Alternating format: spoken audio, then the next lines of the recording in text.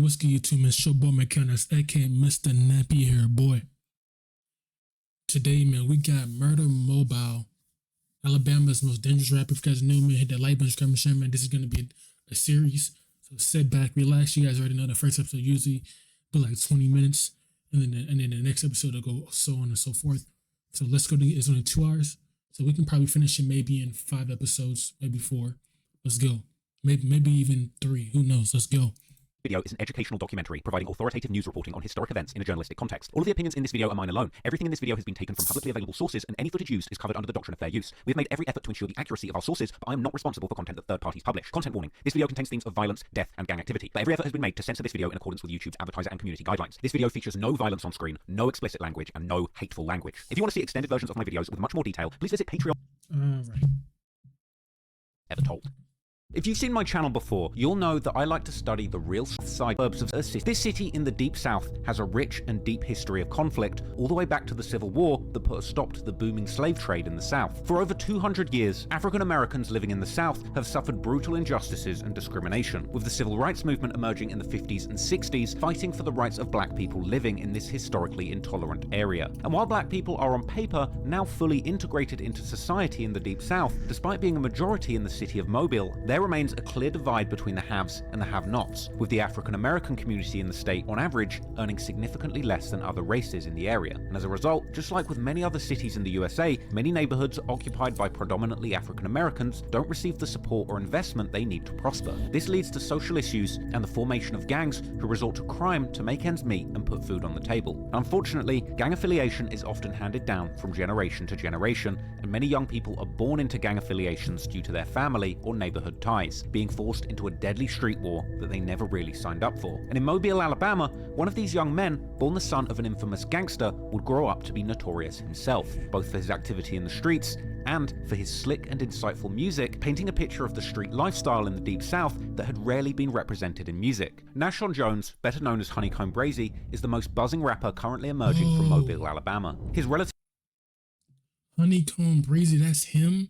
relatively short career in music has been marked by extreme highs and lows, with deadly and violent encounters in the streets, as well as bitter feuds that have spilled into the rap game. Honeycomb Brazy has been in some of the most shocking situations you could imagine, from shooting and paralyzing his own cousin at just age 13, killing a former friend and getting away with it, getting shot 8 times and surviving a coma, and at one point, things got so crazy with Brazy's enemies, who were unable to get to him, they would even resort to killing his grandparents, in one of the most brutal incidents of murder I have ever heard in any crime story. But in the midst of it all, Hold on, y'all. I'll be right back. Oh, yeah, we back. Let's go. Honeycomb Brazy has continued making music and documenting the insane lifestyle that he was born into. From his meteoric rise in the scene in 2018 to long periods spent incarcerated on serious charges stemming from his numerous encounters with the law. Indeed, Brazy lived a serious life of crime before releasing any music, as can be seen from his gallery of mugshots and countless photos from behind bars where he can be seen posing in his best prison fits, still rocking designer clothing in prison. And according to Brazy himself, he spent a whopping half of his life behind bars. But I was on a 20 split 4 years. I did 4 years, then 3 years, then 2 years, then 1 year, then these 11 months. Now, Brazy was freed again in late 2023, going on to release numerous songs which hit millions of streams in just a span of a few months, before getting locked up once again at the peak of his career in early 2024. And today, Honeycomb Brazy is still incarcerated. But while he rots away in a cell, in the streets, and online, places like YouTube and social media, millions of fans are obsessed with the story of Alabama's most buzzing gangster rapper. So today, we're going to take a closer look at Honeycomb Brazy and the war in Mobile, Alabama, one of the most dangerous feuds the rap game has ever seen.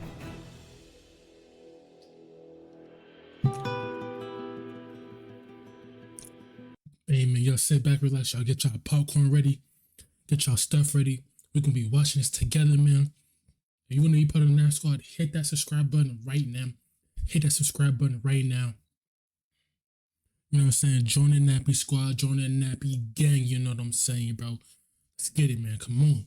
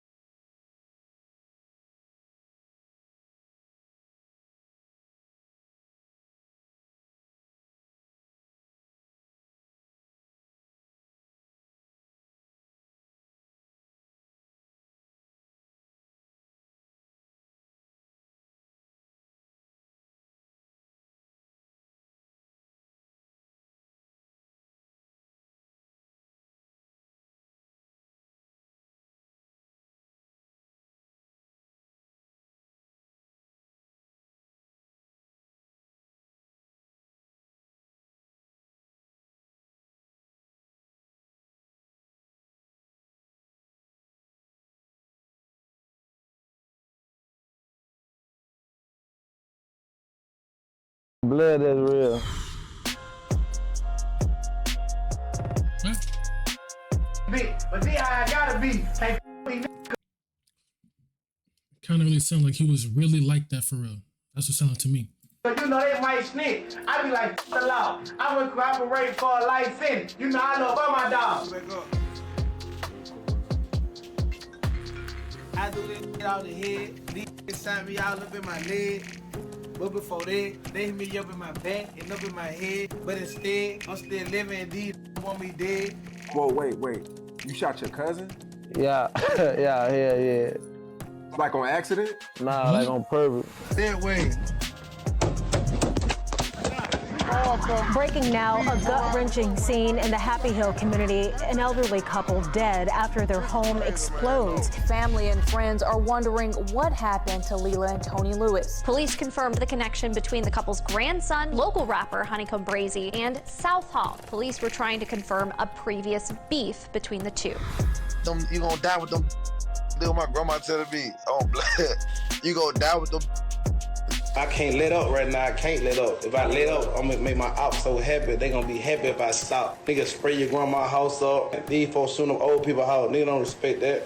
Now, one of the men that's charged now with this murder is Darren Southall, who was sentenced today to 35 years in prison after admitting to running a large-scale drug operation. Fourth suspect arrested in the murders of Tony and Layla Lewis. They are the grandparents of rapper Honeycomb Brazy, gunned down in their house and shot. And how many times do you think your home has been shot? They do that to get they do that because they can't get close to you. So they try to take out the people around you, which is just sad, man. For sure, I know it's 3, but now I know it's 4 times. Darren Southall will be off the streets after entering a plea deal. He faces anywhere from 30 to 35 years behind bars for his crimes. Why do they keep targeting you? Because they want my son, not Sharon Jones, dead.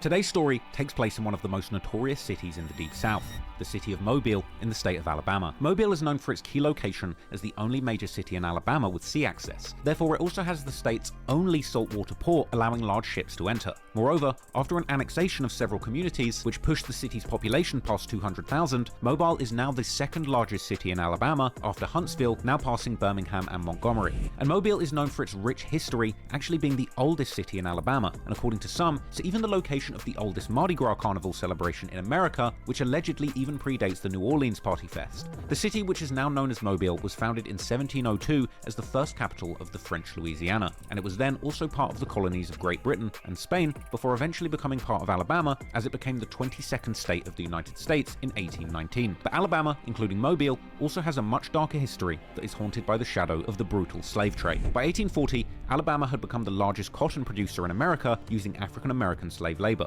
and as the only port town in Alabama, Mobile became the second largest in cotton exporters just after New Orleans, as well as being at one point the home to the largest slave market in the entire Deep South. By the 1860s, almost half of the population of Alabama were slaves, and slave plantations formed the core of Alabama's economy. Even after the US banned the importation of new slaves in 1808, slave ships from the Old World would continue to smuggle in new slaves from Africa through Mobile, and in 1860, the last known international slave ship to America, called Clotilda, arrived in Mobile smuggling 110 slaves from Africa. This also included the last known living survivors of the transatlantic slave trade in America, Cudjoe Lewis, Sally Smith, real name Radoshi, and Matilda McCreer, who was actually the last slave to pass away in 1940. After having been freed at the end of the Civil War, about 30 of the former slaves bought by Clotilda, led by Cudjoe Lewis, established a community about 3 miles north of downtown Mobile, which became known as Africatown, which by the 1950s had grown into a 13,000-strong community with numerous black-owned businesses. But unfortunately, the oppression of African Americans didn't end after the Civil War, and by the early 20th century, Alabama had entered the Jim Crow era, where it saw the rise of legal segregation, such as segregated trains and a ban on interracial marriages. In fact, Alabama was the last state to officially repeal the law banning interracial marriage, which shockingly happened only in the year 2000, decades after the Supreme Court had effectively outlawed such bans federally. Even in 2000, only about 59% of the voters would even choose to repeal the ban, meaning that that lets you know that they didn't. That lets you know that they still want slavery and all that shit is still happening today. And it is. And jobs, all that. That's like what it is now. It is integrated into sports, from contracts, how they can lock you in, they can trade you, they can do this, they can cut you whenever they want to. That's what it is right there. That's literally what it is right there. A whopping 40% still voted to keep these segregation laws in the year 2000, which probably says a lot about the community living there, a stark reminder of the racial tensions that remain in this state to this very day. Moreover, much of the segregation in Alabama was not codified in law, but simply customs that everybody in the area knew to follow or face severe consequences. But predominantly what Jim Crow would have been would be a system of customs. So it didn't need to be encoded in laws for everyone who lived there locally to understand what was acceptable and what wasn't in terms of the racial order. And that racial order actually differed quite a bit in terms of what was acceptable and what wasn't from place to place. And the more regimented that was in terms of culture and custom, actually the fewer laws that you would see. Mississippi and Alabama actually have fewer formal Jim Crow laws than many of the states in the Upper South, in part because it was just so clear to everyone in these communities that this was a fixed order, and you didn't need laws to actually put that into place. Segregation was also the law of the land in Mobile, where even many public spaces like parks were often reserved for white people only. Look at that bullshit. White people only parks. Like, are you serious? Despite the fact that almost half of the population was black at this point. Moreover, predominantly black communities like Africatown were commonly left out of Mobile's infrastructure plans, causing severe health issues, which were later further escalated by the building of large factories that emitted dangerous pollutants into this community. The Africatown community would later be split into various neighborhoods. The ones still being left today are known as Plateau, Magazine, Happy Hills, Kelly Hills, and Lewis Quarters. And unfortunately, these communities are still fighting with the same pollution and health issues that plagued them decades before. During the Second World War, the economy in Mobile was actually booming due to the Navy shipyards being established along the Mobile Bay. This was a positive development for the town's repressed black population, as there were thousands of free black men and women that were gaining honest employment in these shipyards. President Roosevelt would even sign an executive order prohibiting discrimination in the defense industry, which finally allowed black employees to advance their careers properly. Unfortunately, this would cause many of the white employees to become envious of the black people who were now competing for the same jobs as them, and this would eventually cause huge racial riots as white men would begin violently attacking the minority black employees. Later, during the civil rights movement in the 1960s, Alabama would see the rise of one of the most violent Ku Klux Klan organizations of its time, the United Klans of America, whose members carried out numerous violent attacks in Alabama, such as the so-called 16th Street Baptist Church bombing in Birmingham in 1963 that ended up killing 4 young black girls. In recent decades, Mobile, like the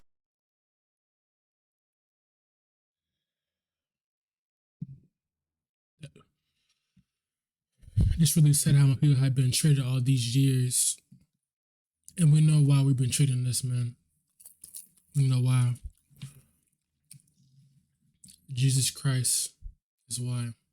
You know what I'm talking about, you know. The rest of Alabama has struggled with relatively high levels of poverty, with the state commonly being amongst the 10 poorest in the nation. And this poverty has affected the black population there particularly, who despite being the clear majority in the city of Mobile, on average are earning by far the least compared to their counterparts of different races. And with high levels of poverty and marginalization, naturally, high crime rates would often follow, and Alabama is no exception to this. For example, the state has ranked amongst the highest in gun violence statistics for years now, and Alabama also had an alarming increase in stats, like the prison homicide rate during the 2010s. And within Alabama, Mobile has the second highest crime rate after Birmingham. In 2023, Forbes would even report that Mobile was the second most dangerous city in the entirety of America. However, this would actually turn out to be based on completely faulty data, with the FBI later backtracking. But anyway, this doesn't change the fact that violent crime, particularly gang-related crime, is a major problem in Mobile. 5 News 5 investigates Mobile's gang problem and what the city is doing to fight it. Just yesterday, we told you how prosecutors believe the shooting death of 15-year-old Anissa Baker at the Grand Hall was the result of a gang rivalry. Tonight, we turn our attention once again to the violence in our community. 2 arrests have been made for last night. Yeah, we have to stop the violence. We really have to stop that violence. We have to stop that violence. It's not good. Because what are you proving? We're not what is this proving?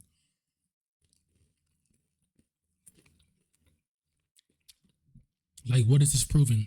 Night's deadly shooting in Pritchard. Both suspects have been charged with murder. As they go to get in the car, he reacts to someone across the street and begins firing. As the two exchange gunfire, his friends hit the pavement. It appears as though he's dodging bullets while firing at least 7 shots. 6 people in Mobile have been indicted by a federal grand jury charged with conspiracy to commit murder for hire.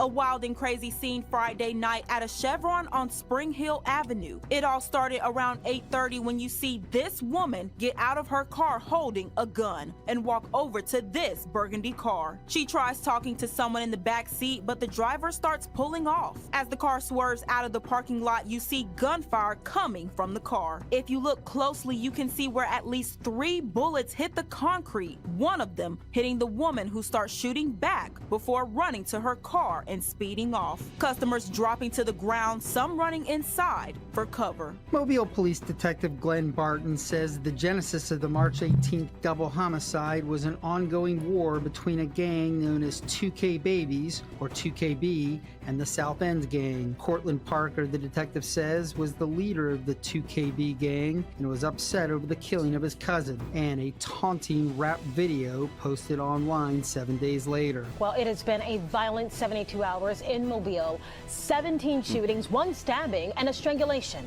The sheriff's office says this all started last Tuesday near Dauphin Island Parkway and Military Road when a sheriff's deputy spotted a vehicle matching the description of a kidnapping suspect speeding down towards Johns Lane. Evan Levy with Mobile Police says there's an alarming trend of children getting involved in gang activity in the city. What's alarming is the age.